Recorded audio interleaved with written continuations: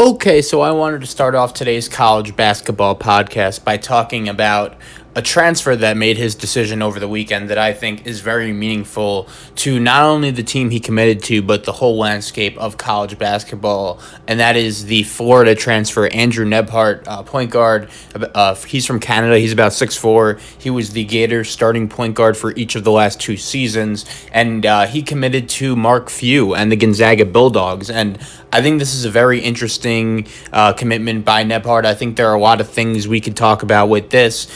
And I just wanted to talk about why this is so good for the Gonzaga program. And I also wanted to talk about, in the big picture, why I think this would really help the Gonzaga program. And also, I wanted to talk about the Gonzaga program as a whole. And that the fact is that Andrew Nebhart decided to pick the Gonzaga Bulldogs, a team that, even though they're Gonzaga and even though they're we know who they are a mid-major.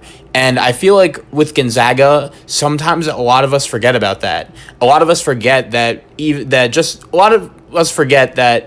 they're still a mid-major school. And they're still a small school, and they're still in the WCC. And I feel like a lot of us forget that sometimes just because they're consistently in the Sweet 16 and the Elite Eight of the NCAA tournament. And still, we're all very quickly, we all are very quick to criticize Mark Few, saying, "Oh, he doesn't, do well in the NCAA tournament. Gonzaga never does well in the NCAA tournament." Well, if that is your approach, I just got to tell you, I don't think you're paying attention, because when you look at Gonzaga and what exactly this program has done over the last couple of years, it's really impressive. And I think Andrew Nebhart deciding to pick them over some of the other schools he was considering, like a Duke and some of the other elite programs around college basketball, that really does tell you all you need to know about where the Gonzaga program is right now. So in case you guys don't know what I'm talking about, I just wanted to give you guys some context behind what exactly I'm saying. So if you didn't know, Gonzaga, they play in a league called the WCC, the West Coast Conference,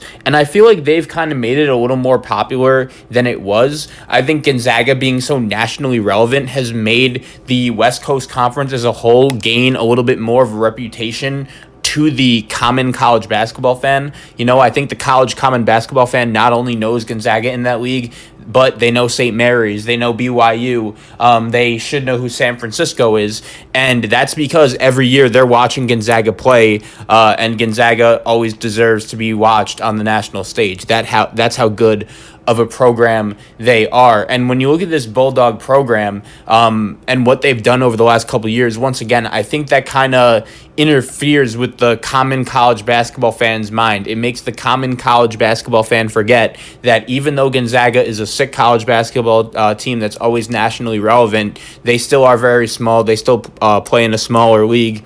And that, in my opinion, makes what Mark Few and his assistant coaches and staff has done over the last couple of years, that's just what makes it very fascinating to me, and he just deserves so much credit. A lot of people like to say, "Oh, Mark Few, he doesn't do well in the NCAA tournament, blah, blah, blah." And I get that, leading up to about 2011, 2012, even though Mark Few was getting Gonzaga to the NCAA tournament every year, which isn't bad, by the way, he wasn't great in the NCAA tournament. We all remember Gonzaga kind of choking away the Adam Morrison game. So I'm not afraid to criticize coaches based on if they don't perform effectively in the NCAA tournament. But what I want to say about Mark Few is this.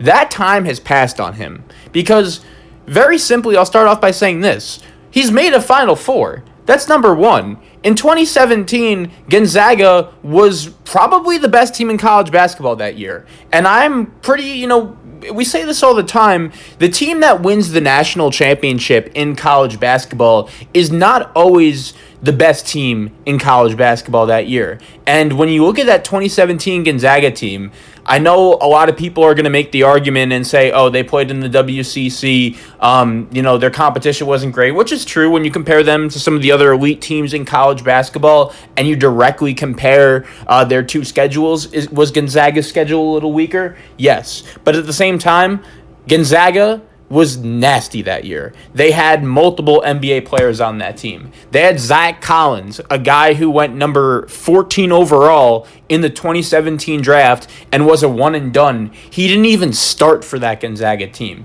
They had Shemek Karnowski, Nigel Williams-Goss, who is playing in the NBA right now, Jordan Matthews, who was a great sharpshooter. They just had so many, Josh Perkins, they just had Jonathan Williams, who's in the NBA right now. They just had so many effective players on that team. And really, since that team, Mark Few has done a really nice job developing talent. And I think that's exactly what's going to happen with Andrew Nembhard when you look at his commitment to Gonzaga.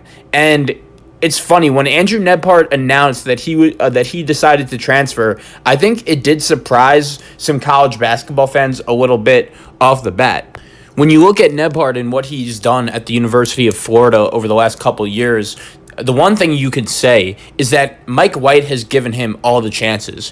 Every game Andrew Nembhard has played at the University of Florida, he had the ball in his hands basically the whole game. He was the starting point guard basically the whole game. And that's kind of why, off the bat, me and a lot of other people were surprised about Andrew Nembhard's decision to transfer from the University of Florida, because the last 2 years, this guy has declared for the NBA draft and decided at the last second that he wanted to come back to school. So even though you can make the argument, he thinks he's good enough to play in the NBA, but he just thinks his coach hasn't been that effective, and that's why he doesn't want to come back to school, and that's why he's going to transfer, which is all fine. But at the same time, I'm just a little surprised that he's willing to sit out for a year.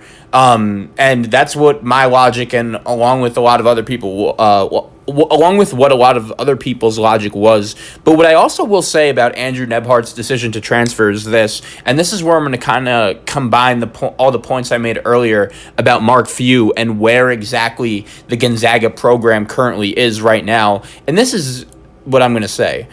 Andrew Nembhard, if he's willing to sit out, right? If he's willing to sacrifice to himself and say, look, even though ultimately my goal is to play in the NBA, I'm willing to sit out a year if it makes me better long term to play in the NBA and to improve my college game. Because that's the thing with Andrew Nembhard, is that I understand all the intangibles are there, and on paper, he was a top 100 recruit, and when you look at the numbers, they're gaudy and they're all right. But I'll say this, as a neutral college basketball fan, and you guys know that's exactly how I do this. I talk from a neutral perspective when it comes to college basketball. I don't really root for a team, but when it comes to Florida and Andrew Nembhard, he has his moments, no doubt, but there were many times last year where I watched Florida, and even though the numbers were there, I wasn't that impressed with Andrew Nembhard.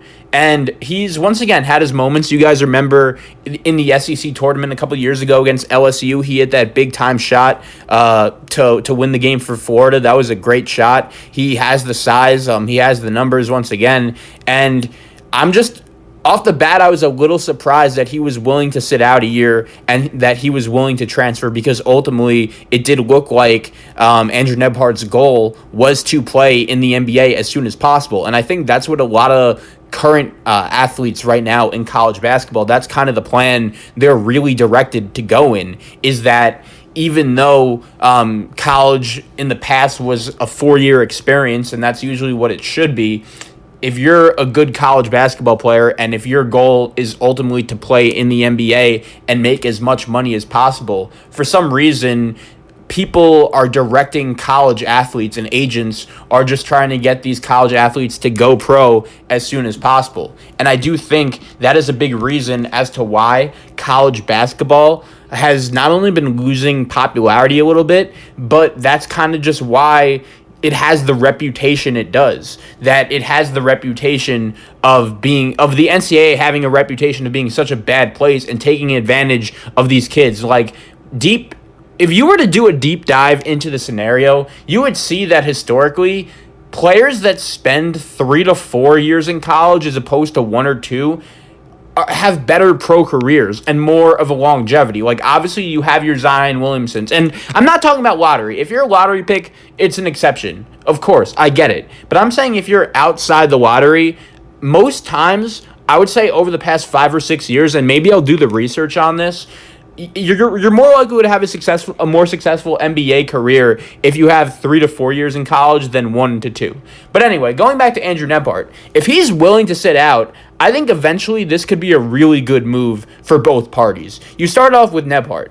Even though he had the ball in his hands a lot at Florida, and he's going to have to sit out a year, which if he's willing to do, that's fine. There's no better place for him to go than Gonzaga. Mark Few historically has taken some transfer point guards, and it's worked out. Whether you look at Nigel Williams-Goss, whether you look at Ryan Woolridge, who was the point guard of Gonzaga this past season. And when you look at how Gonzaga's roster is constructed next season, and this is a really big point that I think we all have to remember when we talk about Andrew Nebhart and his commitment to Gonzaga, and that is that next year Andrew Nebhart is going to be sitting out, and most of the time when you have a player that good with that high a magnitude sitting out at a program, that's going to hurt your team, and you're going to be really fighting hard for that player to get a waiver. Kind of like what Marquette did with DJ Carton this offseason, kind of like what UCLA did with Johnny Juzang this current offseason.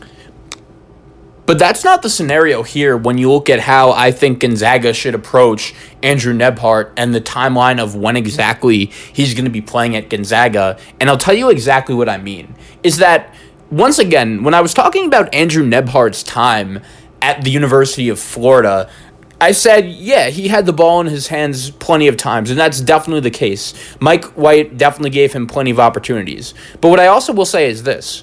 In terms of development as a player, and I think that's very important, going back to the conversation of how long players are staying in school, but we'll discuss that in deeper detail another time. I don't think Mike White was the best coach for Andrew Nebhart's development. And I think that if Andrew Nebhart, I'm just basing this on trends, if Andrew Nebhart was at another program, maybe he would be a little bit more advanced in his basketball skill set. And I'm saying that in the nicest way possible. A coach like Mark Few is better than a coach like Mike White. I'm sorry, but that's just the facts. So next year, Gonzaga, with Andrew Nebhart sitting out, that's not really going to affect them because coming back next year, they will have Joel Ayayi, and I'm saying this hopefully, technically, Joel Ayayi's name is in the NBA draft right now. Ayayi was Gonzaga's starting two-guard last year alongside Ryan Woolridge. He did play a little bit of point guard as well, and with Woolridge graduating this year, it really does look like Ayayi would be suited to fill the starting point guard role next year for Gonzaga, and hopefully he should be coming back. And also they bring in the first ever McDonald's All-American in the history of the Gonzaga Bulldog program, and that is Jalen Suggs. And that's what I think when you think about Mark Few and historically what he's done since he's gotten to Gonzaga. That's what makes his coaching job even more good, and it makes it scary good, is that Mark Few, as much winning as he's done at Gonzaga, he has never had a McDonald's All-American come to his team straight out of high school. Jalen Suggs, the kid that's coming to Gonzaga this year, is going to be the first McDonald's All-American that Mark Few has since he's gotten to Gonzaga. And he still won all those games. I think this year, assuming everyone comes back, Gonzaga is going to be scary, scary good. If Ayayi comes back, which it looks like he will. Jalen Suggs had the option to play in the G League, but it looks like he's going to be coming back. You also have Corey Kispert and Filip Petrusev both on the NBA draft fence. Hopefully both those guys come back. Drew Timme, who is a big man that played some good minutes as a backup big man last year off the bench, it looks like he's going to be coming, or he definitely is coming back. And I'm telling you, man, even if Andrew Nebhart has to sit out, the fact that he would have the opportunity to play against guys like Jalen Suggs and Joel Ayayi in practice next year, along with a coach like Mark Few, that I think could really help improve his game, especially when Nebhart is so talented. You know, he's a top 25 recruit coming out of high school. Mark Few, the bottom line is this, when you look at his coaching history, is that he's developed better players that were worse than Andrew Nebhart and less talented and less touted coming out of high school than Andrew Nebhart, and he's turned those guys into pros. Rui Hachimura, I know they were a different position. Hachimura was a big man and Nebhart is a point guard, but when you look at Rui's game, he wasn't really that highly touted coming out of high school, and Mark Few really developed him and turned him into the player that he is today. I think when you look at some of the other players Mark Few has developed, like Nigel Williams-Goss, who sat out for a year, that's the other thing when you look at a lot of these transfers, is that a lot of times transfers aren't really willing to sit out for a year.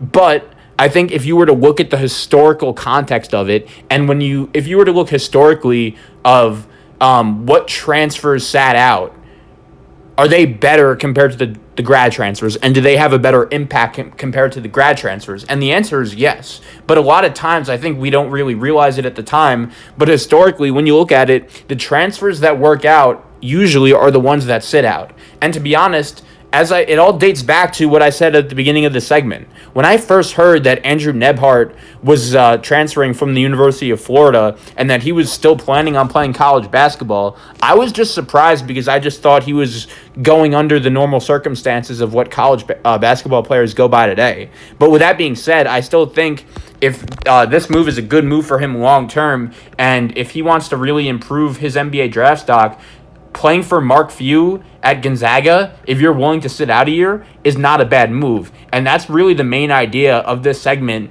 for me today when I'm talking about the Gonzaga Bulldogs, is that, yeah, I was surprised that Andrew Nebhart made this decision. But with that being said, I think it really benefits him and the Gonzaga Bulldogs program long term. And I just think Mark Few deserves so much credit for what he's done with this Gonzaga program dating back to when he first got there, and the fact that he literally has never recruited a McDonald's All-American out of high school to come to his team until this year. And with Jalen Suggs coming in, this Gonzaga team next year has the chance to be scary, scary good.